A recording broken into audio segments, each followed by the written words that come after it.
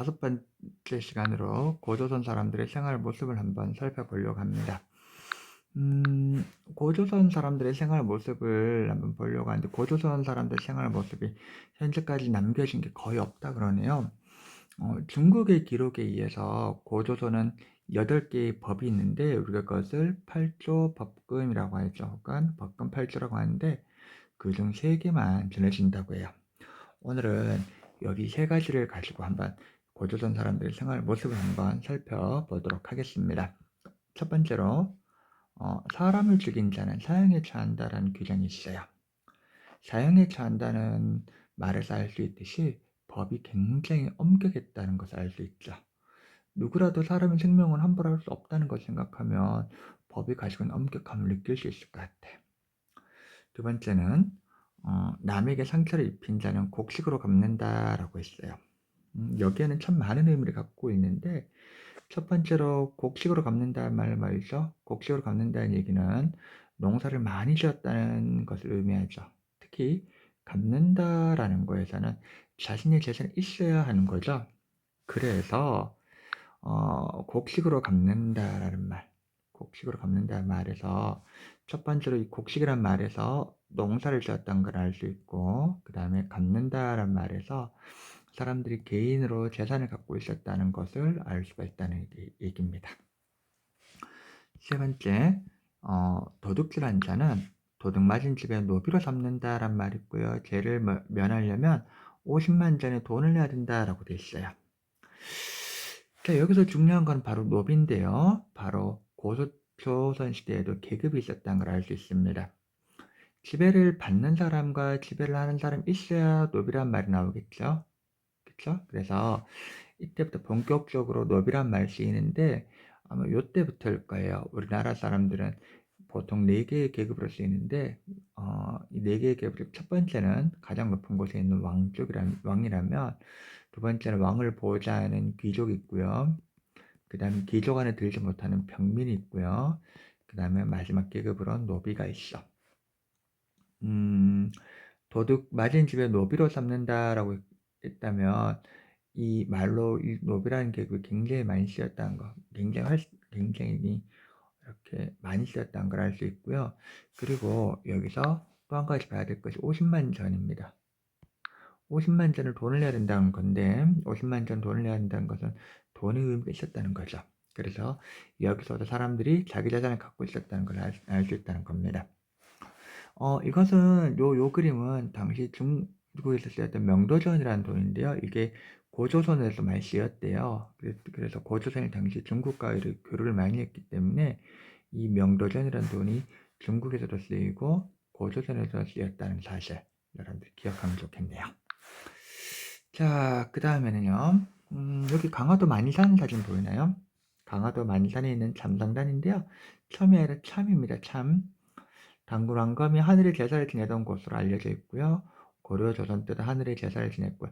요즘 전국체육대회에 성화를 여기서 체화를 한대요. 전국체육대회 때 성화 뜰 때 보면 여기로 올라와서 이 여성분들이 여기서 이렇게 성화봉 들고 이렇게 체화를 하거든요. 아마 사진에 가끔 나올 거야. 이렇게 둘러싸가지고 보이는 사진에 가끔 나올 거야. 이거 이름은 참성단입니다. 우리 그 경주에는 점성단과 많이 헷갈리는데, 점성단이 아니라 여기는 참성단이라는 거 기억하면 헷갈리지 않았으면 좋겠네요. 자, 여기까지 공부한 걸로 딱 봤을 때 고조선 사람들은 농사를 지었고, 농사의 첫 시작은 신석기 시대였다면 정동기 시대에는 농사가 본격적으로 사람들이 많이 지었다는 거고, 그 다음에 자신의 재산도 갖고 있었고요. 그 다음에 계급사였다는 걸 알 수 있어. 그리고 사회가 굉장히 엄격했다는 것도 알 수 있는 거죠.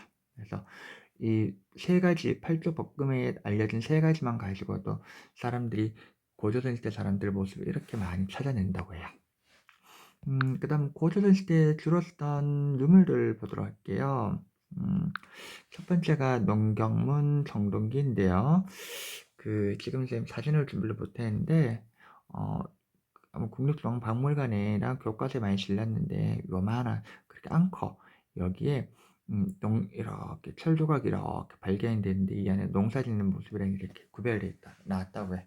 쌤도 실제로 가서 보고 왔는데 손바닥만한 정도 크기의 농사 짓는 사람이라든지 토기에 수확물 담는 모습이라든지 따비라는 농기구로 땅을 가는 모습이라든지 개인이라는 모습들이 다 새겨져 있대.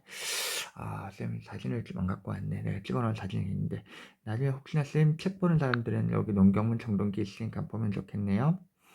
그 다음에는요, 이걸로 알 수 있는 것이 농사를 짓는 모습도 있지만 한반도를 중심으로 서남부 지역에 강력한 지배자가 등장하였다는 모습을 볼 수 있대요. 이 그림 잠깐 볼게요. 이 그림이 고조선 세력범인데 고조선이라는 게 우리 지난 시간에 얘기했지만 하나의 국가로 강력한 국가가 아니라 마을 이렇게 하면서 그중에 가장 센 마을이 힘을 다스렸다고 했죠. 초기에는 이렇게 시작을 했다가 위만이라는 사람이 오면서 강력한 왕권을 좀 더 강력한 왕권을 발휘를 했는데 그러다 보니까 고조선의 땅이 어디까지다, 고조선의 국경이 어디까지다라고 명확하게 밝혀지진 않았어요. 지금도 역사학자들이 고조선의 중심지는 여기다, 저기다. 심지어 북한 같은 경우는 저기 나한테는 당군 묘가 있다라고 얘기할 정도로, 그러니까 얘기가 이렇게 되고 있는데, 근데 공통적으로 고조선이 갖고 있던 문화권을 얘기하고 있어. 아, 고조선이 이 정도로 세력을 펼쳤을 것이다 라고 얘기하는 게 있어. 볼게요. 그 세력범인데, 고조선 땅이 어디까지인지 알 수 있는 자료는 없지만, 다만, 고인돌이 나오는 것과 비파형 동검이 나오는 것으로 고조선 세력을 추측할 수밖에 없대요. 그래서, 여기 보면, 이렇게 지금 고인돌이 있죠? 고인돌이 주로 이쪽 벽면이 많이 나오고 있지? 그리고 비파형 동검도 이렇게 많이 나오고 있는데, 먼저, 그래서 고조선의 세력 범위를 사람들이 한 요 정도가 어딜까 아닐까라고 얘기를 하고 있어. 만이산도 우리 아까 얘기했던 강화도 만이산이 또 여기 와 있죠. 그쵸? 그리고 강화도 만이산이 여기 있고 그 당군 묘도 또 여기 있고요. 그 다음에 당군이 처음 나라를 세웠던 묘영산도 여기 있고 그쵸? 그리고 정동기 시대 우리나라에서 고인돌이 가장 많이 발견되고 있거든요. 그래서 고인돌 세력 범위는 또 이쯤에 이렇게 있고, 그 다음에 동검 같은 경우는 정동으로 만든 검인데 세형 동검이랑 비파형 동검 두 가지가 있는데 세형 동검 같은 경우는 중국에서 많이 만들었거든요. 그래서 비파형 동검이 이렇게 있는 걸로 봐서 역사학자들이 아하, 고조선의 세력 범위 이 정도가 않았을까라고 얘기를 해. 그럼 예를 들면 뭐 고조선 이 마을 이쯤에 있는 마을도 나 고조선 사람이야, 뭐 이쯤에 있는 사람도 뭐 고조선, 나는 고조선 영향도 받고 누구 영향도 받고, 이쯤에 사람들은 고조선인지 모르겠지만 이 사람이 앞에 있는 사람과 비슷한 영향을 받았어, 이렇게 되는 거죠. 그렇죠? 그래서 고조선 세력 범위를 역사학자를 대체적으로 이 정도로 얘기해주고 있다는 사실 기억하면 좋을 것 같아요. 자, 그 다음에 봅니다. 이 외에도 고조선 사람들은 민문이 토기를 담았는데 대표적으로 신석기 시대에는 빗살문을 담았죠. 빗살무늬 토기를 담았는데 정동기 시대에는 빗살무늬 토기만큼 토기를 많이 쓸 필요가 없기 때문에 무늬가 없는 민무늬 토기에다가 많이 담았대요. 물론 이거는 뭐 어는 점, 녹는 점, 철에 녹는 점, 그 다음에 토기에 녹는 점 등등을 따져가지고 이렇게 됐다고 하긴 하지만 쌤 그냥 외우기 편하게, 쌤 그냥 외우기 편하게 정동기 씨는 토기가 많이 쓰이지 않아서 민무늬 토기를 많이 썼다고 얘기하거든요. 실제로 보면 얘네들은 정동기 시대에는 이렇게 토기를 많이 썼다, 토기에 대해서 이렇게 관심이 상대적으로 많이 줄어들기도 해요. 그 다음 옷은 드디어 삼배, 동물털, 비단 등을 만들었다 그랬죠. 삼배랑 비단 같은 거 만들어야 되겠지, 그쵸? 대부분 사람들은 집신을, 그 다음 높은 귀족 사람들도 가죽신도 신었고요. 집을 짓는 기술도 발달해서 신석기 시대 움집보단 땅 위로 올려서 지은 움집이 더 주로 살았대요. 신석기 시대, 우리 구석기 시대에는 막집이었다면 신석기 시대에는 움집이 되죠. 청동기 시대에는 움집이긴 움집인데 얘보다 좀 더 발전된 움집을 생각하면 됩니다. 청동기 시대, 고조선 시대 한 마을 볼게요. 이 마을이 하나하나를 만들어졌다고 생각하면 되겠죠? 자, 볼까요? 여기는 가축 기르는 사람들이 있고요. 여기는 철을 만든 사람들이 있다. 철로 무기도 만들고 농기구도 만들겠죠? 여기는 군사훈련하는 사람들이 있고요. 여기는 제사 지내는 사람도 있고요. 그쵸? 여기 우물 뜨는 사람도 있고요. 그 다음에 지난 시간에 조금 설명했었는데 맞출 수 있을지 모르겠다. 이렇게 마을 주변을 도는 이렇게 강은 우리가 뭐라고 한다? 환호라고 하고요.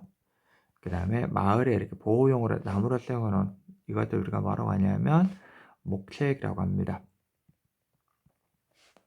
그쵸?